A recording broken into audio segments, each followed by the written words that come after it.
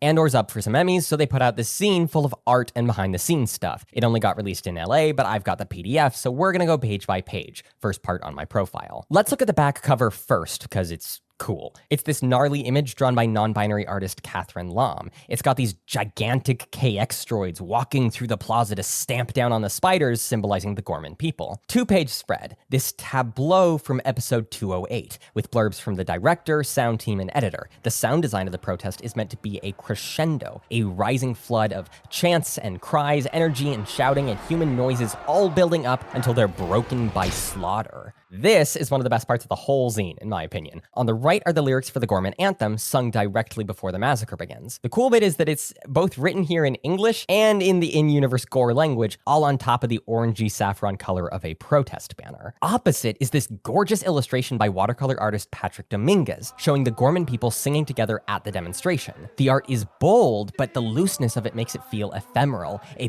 beautiful moment that's already slipped away. The text on top is written in the Gore alphabet. We are the Gore. This page is a play-by-play with the director of the episode, detailing how his experience doing wartime documentary work in Afghanistan informed the way he shot Gorman, keeping the camera around eye level, making the scene about conflict's psychological toll, focusing more on grit and smoke rather than blood and guts, less sci-fi action and more humanity. Next is the orchestration sheet music for the scene where Cyril runs out into the crowd. After that is the collection of stills from scenes that showcase various communications technology. Quoting Gilroy from the interview on page 3, layers of separation, fractured communication, these aren't just stylistic choices, they're the infrastructure of resistance. Here's another interview with Forrest Whitaker, who plays Saw Gerrera, talking about his character's willingness to be empowered by his own fear, making the comparison to Marxist revolutionary Che Guevara as someone who fights for his people from the outskirts of society. This page touches on the integration of practical and digital effects, digital extensions of real locations, like this Spanish museum shot as the Senate concourse, or the K2 droids,